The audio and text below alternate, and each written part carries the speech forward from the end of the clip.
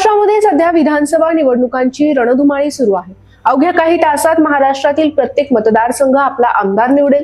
सध्या नाक्यावर गल्ली बोळात कोपऱ्यावर आमदार कोण होणार याची चर्चा आहे। आज आपण पाहणार आहोत जळगाव जिल्ह्यातील अमळनेर विधानसभा मतदारसंघातील लक्षवेधी लढत। राज्यामध्ये सर्वत्र महायुती विरुद्ध महाविकास आघाडी असा सामना रंगलेला असला तरी अमळनेर विधानसभा मतदारसंघामध्ये मात्र माजी आमदार आणि अपक्ष उमेदवार शिरीष चौधरी आणि विद्यमान मंत्री राष्ट्रवादीचे अनिल भाईदास पाटील यांच्यामध्ये चुरस रंगली आहे। बॅट ही निशाणी घेऊन रिंगणात उतरलेले शिरीष चौधरी प्रचारामध्ये सध्या आघाडीवर दिसत असून त्यांच्या नावाची चर्चा अधिक होताना दिसते।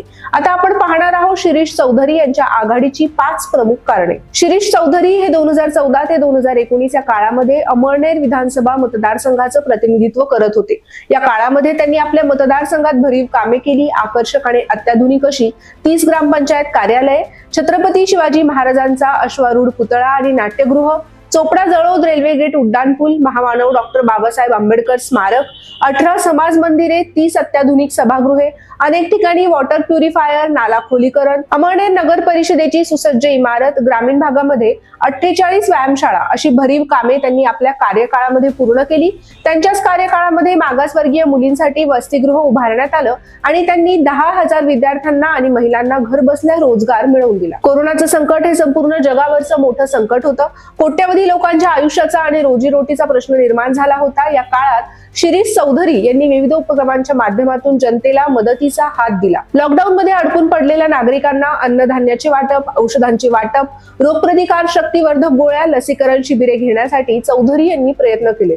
कोरोनाग्रस्तांच्या मदतीसाठी ते आपल्या सहकाऱ्यांच्या माध्यमातून निरंतर उपलब्ध होते। या काळामध्ये त्यांनी केलेली मदत अमळनेर मधील नागरिक अजूनही विसरलेले नाही।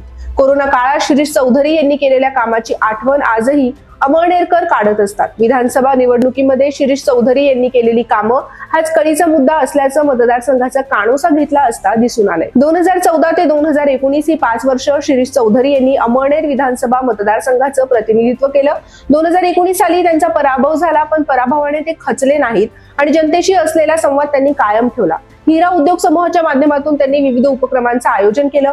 मतदारसंघातील विविध सामाजिक, सांस्कृतिक, धार्मिक आणि क्रीडा उपक्रमांना त्यांनी पाठबळ दिलं। या माध्यमातून मोठा जनसंपर्क त्यांनी कायम ठेवलाय। सतत जनतेशी संपर्क ठेवणारा आणि जनतेत सहजपणे मिसळून जाणारा माणूस अशी शिरीष चौधरी यांची ओळख असल्याचे मतदारसंघाचा कानोसा घेतला असता जाणवते। 2019 साली शिरीष चौधरी यांचा पराभव करून अनिल भाईदास पाटील विजयी झाले।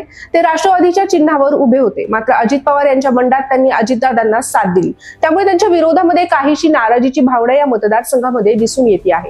भारतीय जनता पक्षाने शिवसेना आणि राष्ट्रवादी काँग्रेस असे 2 पक्ष फोडून स्वतःची सत्ता या राज्यामध्ये आणली। त्याबद्दल राज्यभरामध्ये नाराजी आहे। अनिल पाटील यांनाही त्याचाच फटका बसणार असल्याची चर्चा जोर धरताना दिसते। अनिल भाईदास पाटील यांच्यावर असलेल्या नाराजीचे चांगलेच भांडवल शिरीष चौधरी यांनी आपल्या प्रचारादरम्यान केले।